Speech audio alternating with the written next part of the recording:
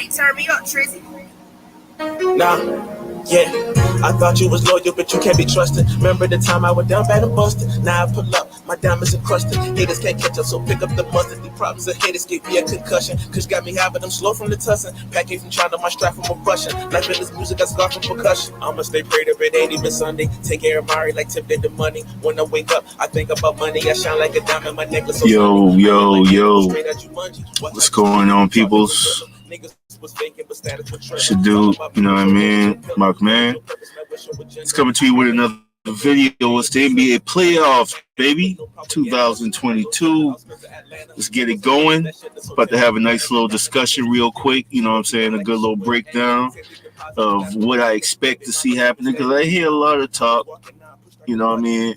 Been watching a few videos here and there or some, you know what I'm saying, NBA commentators and, you know, pundits, so to speak, and even these YouTubers out here in these streets. Shout out to Kenny for real. Like, that dude is good. And shout out to AM Hoops as well. You know what I mean? I like his takes as well, even though sometimes, you know, obviously we disagree just like in anything, but, you know what I mean? It is what it is.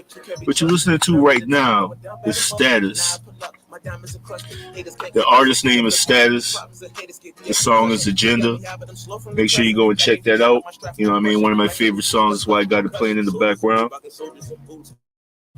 But anyway, because this shit just got a nice little vibe, but, you know. Matter of fact, recoup the back and same day a deposit. Your favorite rapper book up in the closet. Body dismantled so bad he a vegetable. We smoke the moon rocket piece on the edible. Moving these commas and run up the decibel. You I'm going to determine I never be broke. Child support payments a slippery slope. Pour me on Henny on ice with no coke. Problems and anger is up to provoke. Fighting these cases, my back is the ropes. Money is blue, the faces is pale. Tired from trauma, from pain and betrayal. Sink in the water, but I'ma still sail. I had to flip through the wind like a whale. What's happening?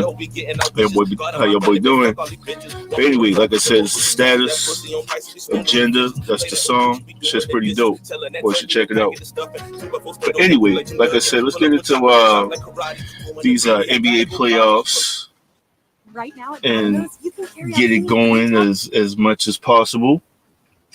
But anyway, tonight the game has already started. We got the Brooklyn Nets going up against the Cleveland Cavaliers, and that's one of those matchups to where it's like it really shouldn't have happened.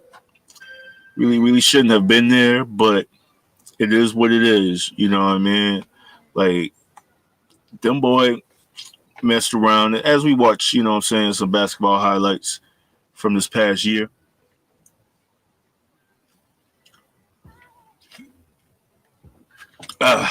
Excuse me.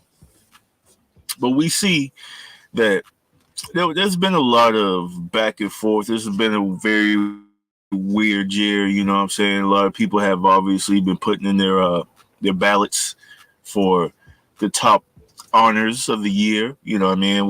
Whether that be the MVP, Sixth Man of the Year, Coach of the Year. You know it's not going to be Frank Vogel. That's for sure. You know what I mean? Shout out to all the Lakers fans out there. But in hindsight, looking at the season, I mean, just like any other season, this was the first full-length season since the whole pandemic and 2 shortened seasons and the bubble and all that other stuff. So we got to actually see wire to wire, you know what I'm saying, what time it is, who has, you know, some of the better teams. And as you can see, what came out on top was pretty much Miami and Phoenix. Miami, in my opinion, here's where it starts to get good. Miami, in my opinion, I like the boy team. I like Jimmy Butler as a player. Tyler Hero is one of those, you know what I'm saying, you know, white boys that, you know, you can fuck with, I guess, you know what I mean? And that in and of itself adds a different factor to it. You got Kyle Lowry, you know, that can go through the players, but, and the coach, obviously, but they have a good squad, and they can really actually do something. And I'm actually afraid of them to a point to where it's like, I know my team probably won't make it all the way through, and that's the Bulls. Shout out to Chicago, you know what I mean? Yes, sir. And all the Chicago fans out there. But I know that, you know what I'm saying, at least starting with our matchup, you know what I mean, we're going against the Bucks, so it's not probably going to be pretty. I'll just, say it like that. It probably won't be pretty.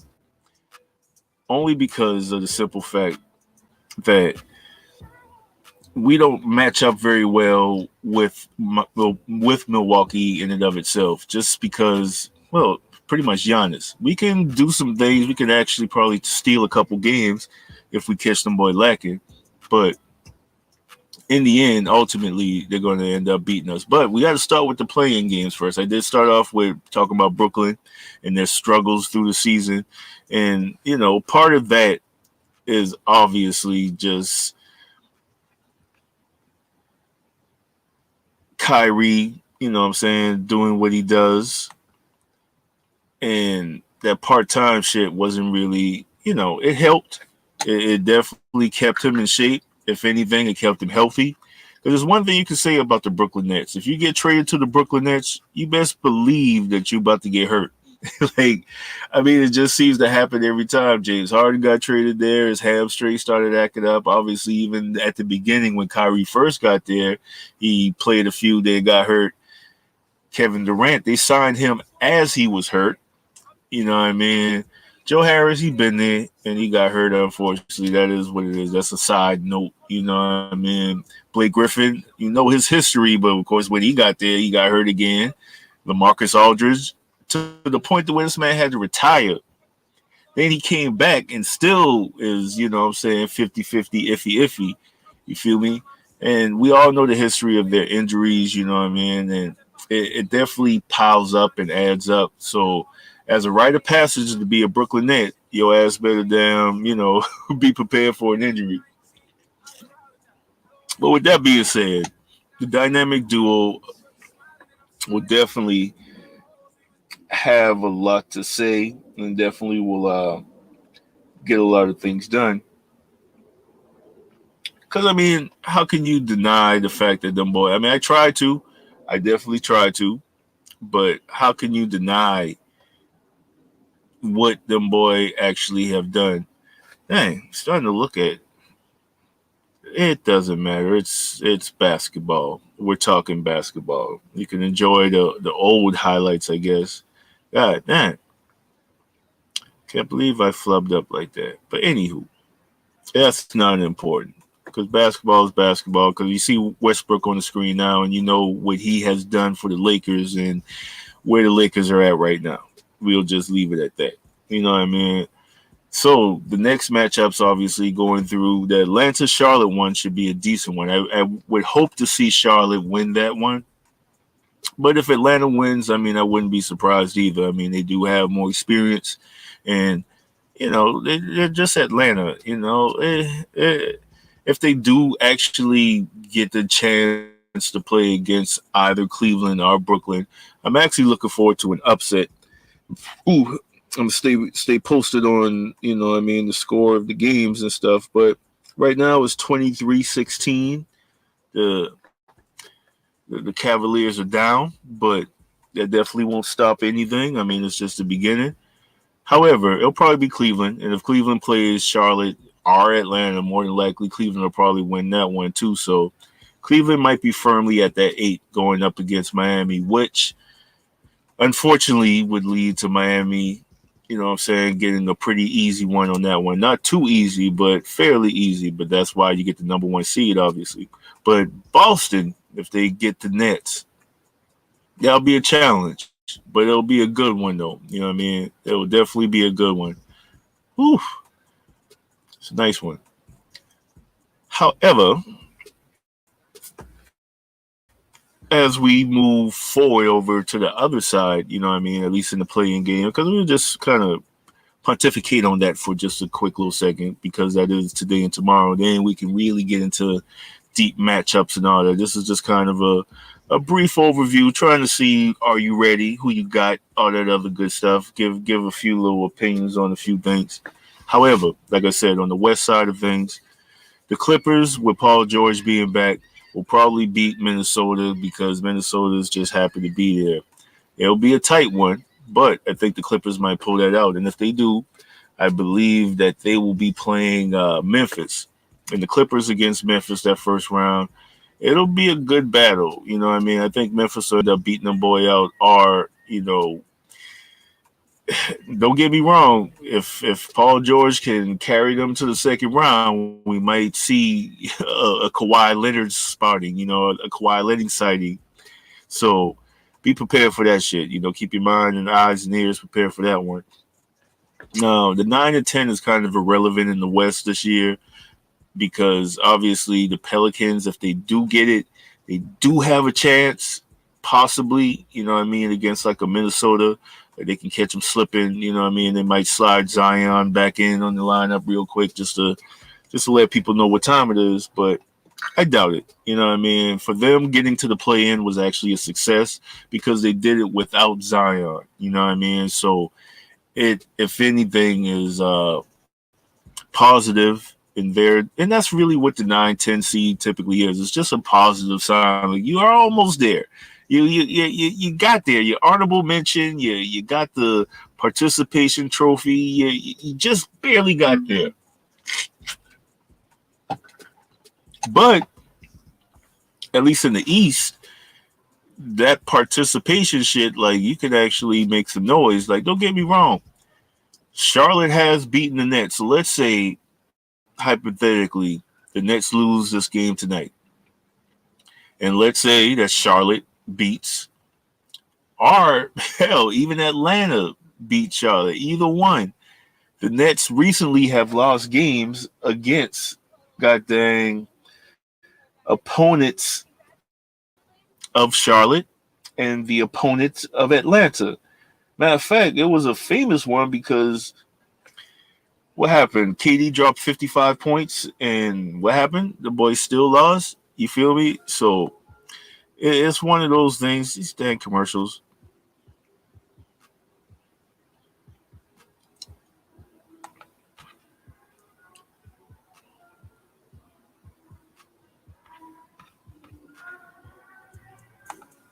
But as we just continue with looking at some basketball highlights, just to kind of set the tone, it's almost like, once again, if Brooklyn slips up, that's why they actually have to win tonight. Because if they slip up, it'll be more pressure on them, and the other teams have confidence that they can beat them.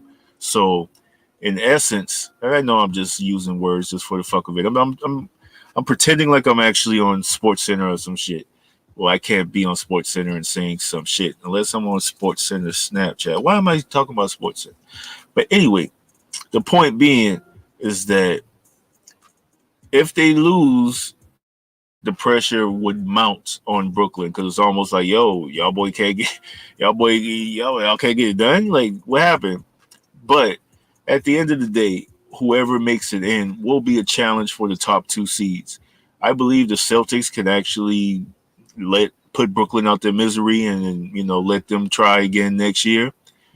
But that would be a very good matchup because you pretty much got a dynamic duo with a good team that has proven to play well around the two stars versus two stars, and it's just kind of starting to maybe turn in their favor. I mean, I know I saw, some Marcellus Wiley shit and on their Speak for Yourself show, and it was interesting because they brought up simple facts like, oh well, the Brooklyn Nets have, in the last couple of games, they've been on a good streak and all this good stuff, and I'm just like, yo, if you look at the other teams in that same class, it was like Atlanta, Charlotte, the Bucks were there, and obviously some other good teams that were making a good run, like a Boston and a Miami and stuff like that.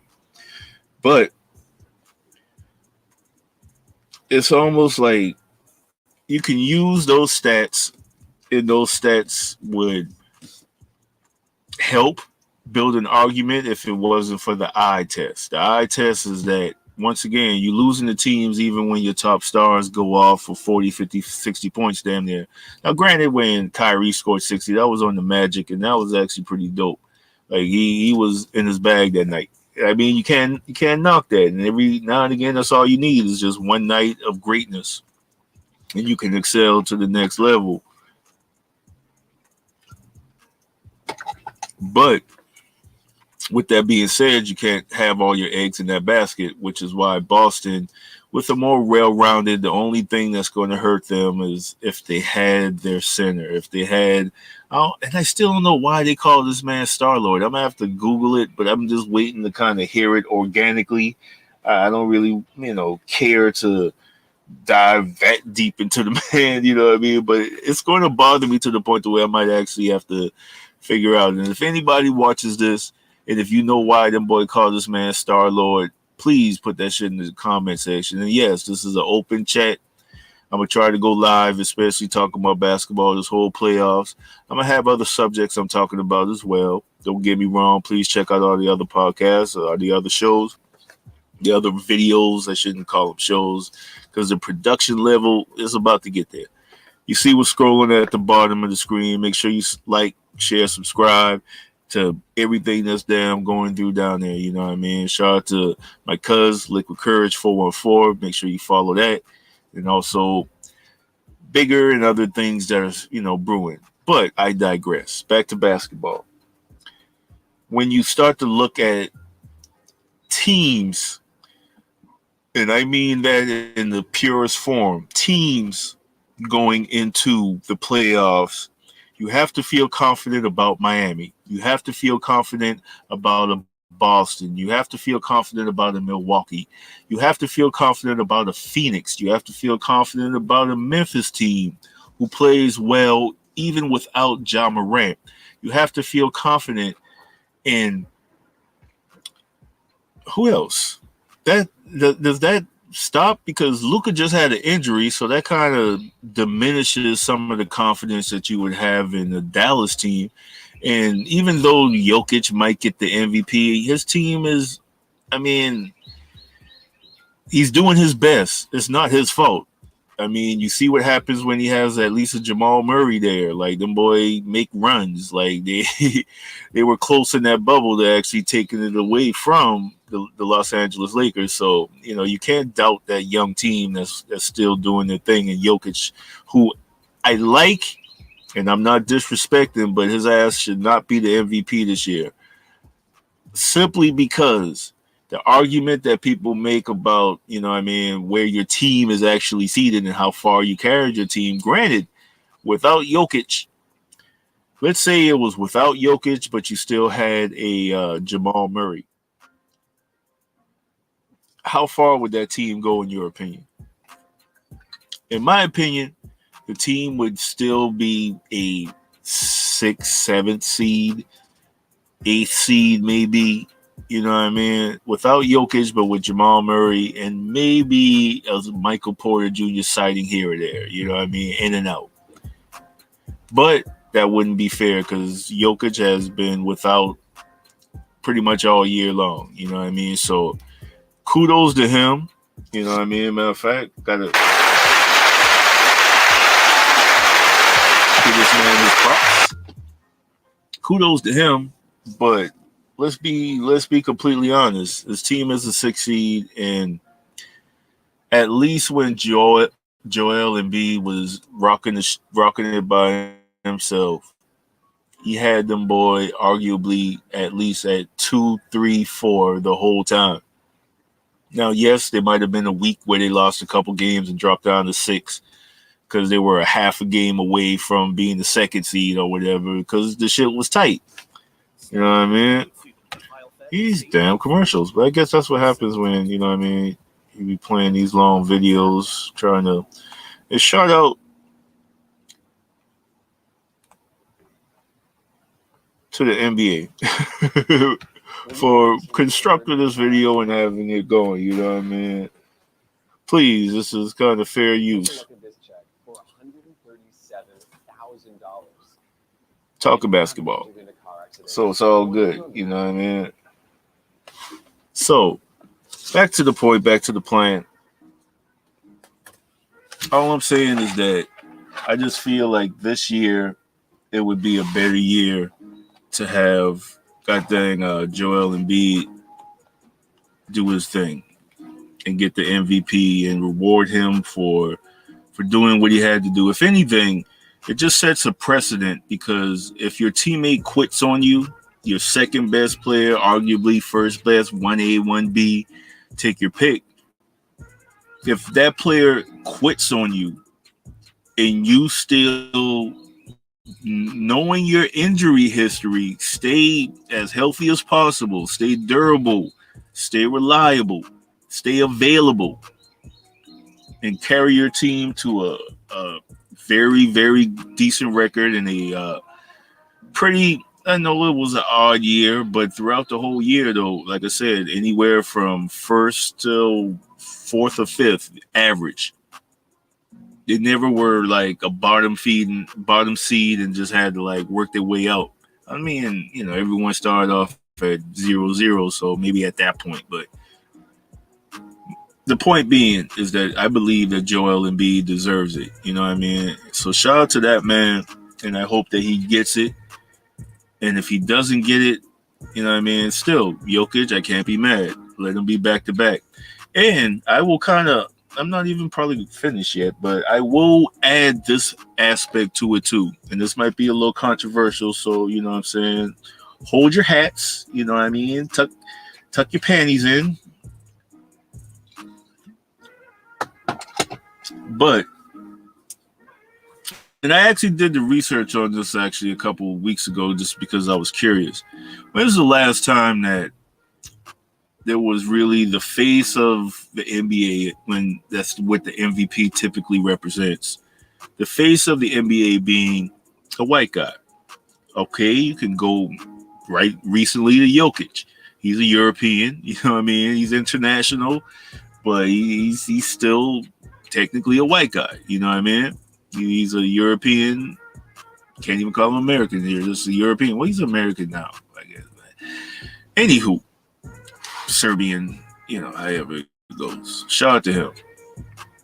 Slovakian, maybe. I don't want to put the wrong country on this man. But anyway, he won it. Then you have to go back to what? Dirk? Go back, and then even when that happened, that was not too long far from removed from a Steve Nash going back to back. Then you have to go another 30-something years, back until you get to the Larry Bird. And then you got to go another 50. Like, it's very rare. But when they do, it typically is at least a good 4 or 5 year run where the votes will sway their way, because let's be honest, there's a lot of European Americans and Europeans internationally that watch the game of basketball. They need a representative. They need someone to cheer for. They need someone that's at the top of their game, just like the black dudes, and balling just like the black dudes, that they can cheer for and get behind. And it's not a racial thing, but it is just like, I see myself in this person. That's what makes sports, especially for black youth, such a big thing. You know what I mean? I mean, if you talk about LeBron the wrong way, somebody will act like you just blasphemed against, you know what I'm saying, the Lord Jesus Christ himself. That's how serious some, black men and black boys take, you know what I'm saying, talking about, their athletes or the athlete that they like. Oh, god dang, I forgot about that dumb. Woo. Miles Bridges, boy, that's a bad dude, boy. This raps ain't actually half bad anyway. But anyway. My point being is that when the NBA does have a chance to promote and, pretty much pedestalize a European or a white player, they will do so. That's why it's going to be Jokic. That's why I'm hoping so bad that at least Joel gets one in this mix, because next year it's going to be Luka. They can't hold it back from this man no more. Like, if Luka gets just a little bit more help, they're going to give him the MVP. If he just stays healthy and plays like he's been playing, they're going to just give him one, because they love Luka and they can't wait for him to have success. As far as like at least a second round, appearance in the playoffs, not to mention the conference finals or finals. Like, they love themselves some Luka. And I mean, why wouldn't you? Luka balling. And I'm not downplaying and saying that they're hyping up the run. It's not like they're saying Gordon Hayward needs to be the face of the NBA. You know what I mean? It's I'm gonna slow down on that. Even though at one point in time they did try to play that shit though. Who like looking at this Boston highlight right there, like he was good. Don't get me wrong, but man, they hyped up Gordon Hayward like a motherfucker. You know what I mean? And then going to Utah once again, back and forth, just looking at the highlights and talking like, yeah, Gordon Hayward. They loved him some Gordon Hayward. Then he got hurt and he was irrelevant. Unfortunately, I mean, wish him well. He's still a productive player in the NBA minus the injuries, but it's starting to take its toll. You know what I mean? And he's going from like a max player level type player, all-star level type of player to now just a, glorified role player. You're just glad he can give you 20 to 25 minutes, maybe 20 to 25 points, on a good night. But on average, 15 will do. But hopefully he comes back from this last injury and does well. My point being is, like, once again, no hate to any European players or any European American, players. Like, but basketball is dominated by black people, by black dudes. You know what I mean? And even though there's a lot of commentators and there's a lot of, pundits, there's a lot of YouTubers that may not be black, but they love basketball, and that's what it's all about. That's what sports is all about. Like, it doesn't matter the color of your skin, but every now and again, that's why I said it might be kind of controversial to even bring it up, but fuck it. You know what I mean? It is what it is. Like, when you do have the league that, let's be honest, ticket sales and where most of these advertisements are kind of like geared towards, and especially the higher end stuff. I mean, yeah, black people like higher end stuff and can afford it, all this stuff, but we're talking about the black youth versus the white youth, the European American youth. You know what I mean? Who do they identify with? And my point being, if I wish I was prepared for this conversation, and I might actually have this deeper conversation later. But the point being is, I remember a time when there was a kid at the Sixers game, and you see where I'm going with this, and this white kid had cornrows and fake tattoos, and he looked exactly like Allen Iverson, just a little white boy version of it. And that was like broadcasted everywhere. That was kind of part of the thing. That was like, oh, you see his influence, but behind the scenes, they didn't like that. They didn't like that to the point to where, like I said, it spilled over, and it was like the referee, Tim Donahue or whatever. I can't say Donahue, but Tim Donnelly, that's his name. The one that bet on the games and all that shit. Like, he came out and said that they even conspired against Allen Iverson at one point in time because of, his actions and what they felt should have been punished more. So if the league only punished him money, which they feel he just, can shit $25,000, which he probably could. All he had to do is play like 2 minutes of a game back then, you know what I mean, and get $25,000. But the point being is that they didn't like him, and they took it out. The referees did, with some phantom calls and this, that, and the third. Not really phantom, but shit that they normally wouldn't call, like carrying or whatever. Like, they would call it on them. Palming is what they call it, carrying, whatever. But that is, and he's on, an interview saying this stuff. So he's already known for saying like, hey, I was corrupt and I knew a couple corrupt referees as well too, but they didn't bet. So it wasn't illegal, but they also are people and they hold personal grudges. And if you see what kind of people they are, if they're older European, like, dang, what was that old ref that, dang, oh, his name is at the tip of my tongue, like Levy, something of that nature. The one that raced Charles Barkley, like, he didn't like the new school kind of NBA. Like, he was a strict old school kind of guy, and the swag of these young dudes rubbed him the wrong way, you know what I mean? And he would be quick to tech some motherfuckers up, you know what I mean?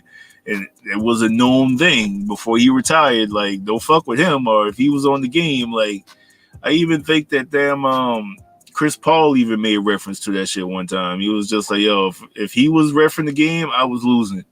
For some strange reason, like, whatever. It's a coincidence or however you want to call it, but this shit is what it is. And it's funny that, you know what I mean, he would actually say some shit like that, but, you know, it is what it is. Because at the end of the day, this is a business, it's entertainment, and, you know, it is fan driven. I mean, I don't want to say it's a narrative behind it. Please don't get me wrong with that. I don't want to say that, you know what I mean, that there was some kind of weird conspiracy and all this shit behind it. But yeah. And I'm sorry, I'm trying to get, you know what I'm saying, everything going. I'm a little irky jerk, but I'm live right now. So I'm live right now. I'm gonna start editing videos later so the shit wouldn't be so irky jerk, you know what I mean? But hey, we in here, we talking. About to close it out soon because I want to check out the second half of this game. I really should have been doing this, you know. Oh damn, it's starting to get a little dark. You can't even see a nigga. That's cool.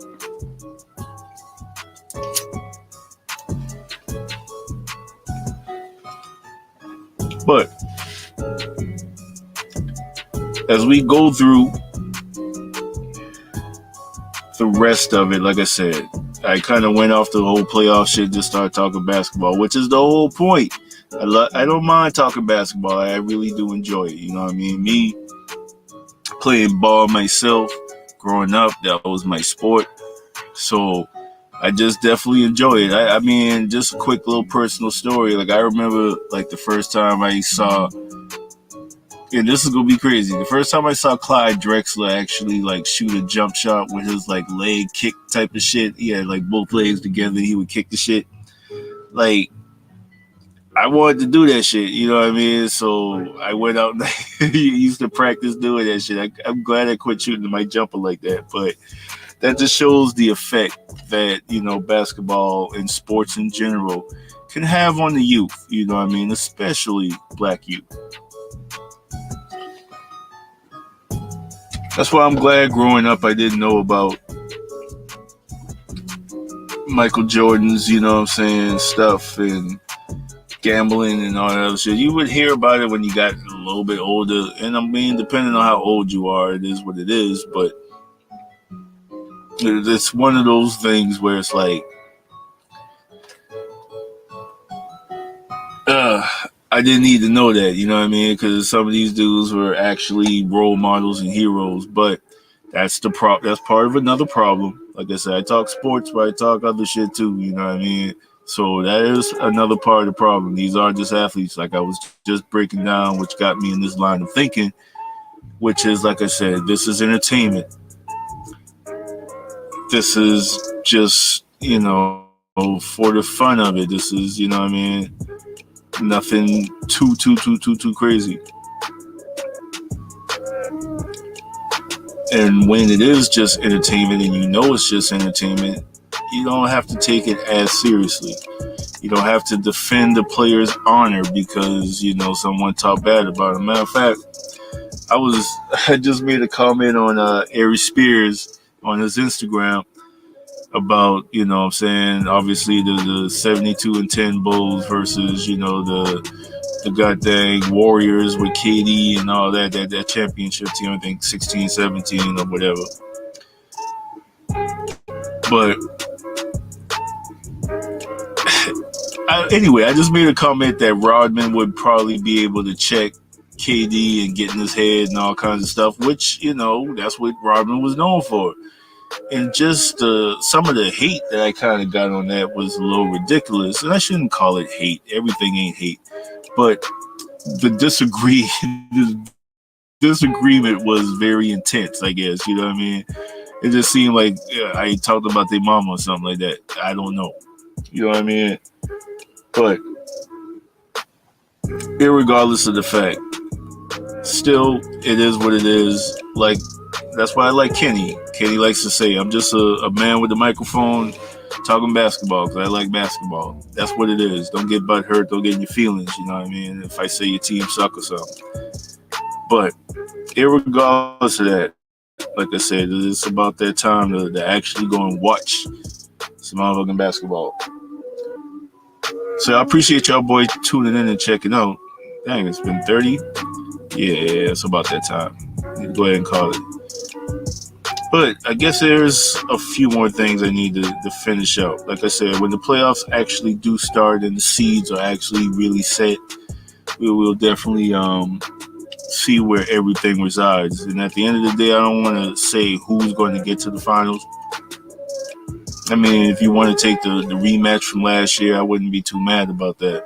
But I wouldn't quite sleep on Memphis. It's crazy that they might actually pull some shit off, you know what I mean? But they might actually be like, what was that? The Thunder team. That was actually pretty good. And they got there pretty early. So, you know, I wouldn't doubt it.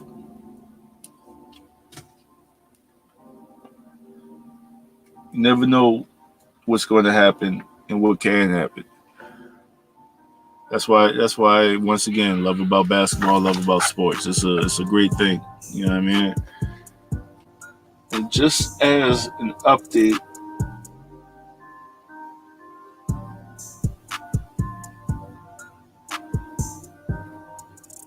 there's 48-35, 2 minutes to go in the second quarter. Yeah, I'm gonna go catch the second half in a bit. So since it's 2 minutes to go in the second, I'm gonna just go ahead and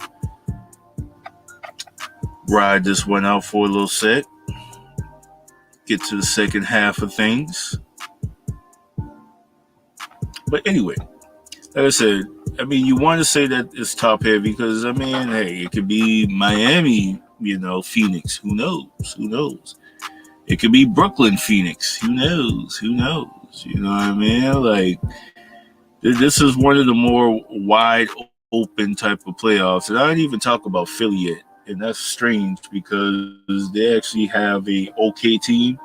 And if they get hot, I mean, once again, who can stop Joel Embiid? That's when you kind of get down to that level of looking at matchups and being like, well, who can check who? Yeah, that might be a problem for somebody in 4 games that you have to constantly try to, check one person over and over and over again. And if you have to send double and triple teams, somebody eventually is going to catch fire. You know what I mean? Like, even if you're not a known 3-point shooter, you leave me open all fucking game long, I think I'm gonna find a rhythm. You know what I mean? Like, I think it'll be more like practice and less like a game. Like, okay, I'm just shooting wide open fucking jumpers. Like, here we go. I'm a professional basketball player. I think I can make this happen. And that's what I'm saying. Like, my whole thing is like, don't be surprised if you see a resurgence of Tobias Harris. People have been shitting on Tobias Harris all year, me included, for good reason. You know what I mean? And I'm not even a Philadelphia fan, but I'm looking at it like, bruh, you can be doing better. You should be doing better. Why aren't you doing better? You know what I mean? Like, that kind of attitude. And it's like, well, if you're not going to do better, then fine. You know what I mean? Fuck it. But I believe that he has at least a couple in him. And if he if he's that wide open person that they keep leaving open because they double and triple team and Embiid and James Harden just, do his James Harden shit just enough, he ain't going to take over no game, which is why he needed a Joel Embiid. Joel Embiid is the dog. He's just, you know what I'm saying, I don't know, the puppy. I don't want to call him a puppy, but goddamn, like, I just know that he's not going to be the one running out the yard trying to bite somebody. You know what I mean? But he will do a lot of barking from the side. Gotta love the Chihuahuas. The boy need love too. But nah, though, like straight up and down, it'll be something to behold this playoff because, like, unlike years past where it's been like a foregone conclusion as to who and what teams will actually make it. I just want to live and up. Yeah, I haven't given myself a round of applause on it. I'm just saying some really, really, really dope shit. This whole motherfucking night. Not knowing nobody watching at the moment except for, what's happening. Other than that, your boy actually catch one of this shit. You can realize I'm talking that dope shit. I'm about to follow it up with some more dope shit. I'm trying to keep it a little bit shorter. Right now, I'm going 45 minutes. But I got a lot of shit to say just to start this motherfucker off. I started off slow, and I need to finish it up. So yes, thank you.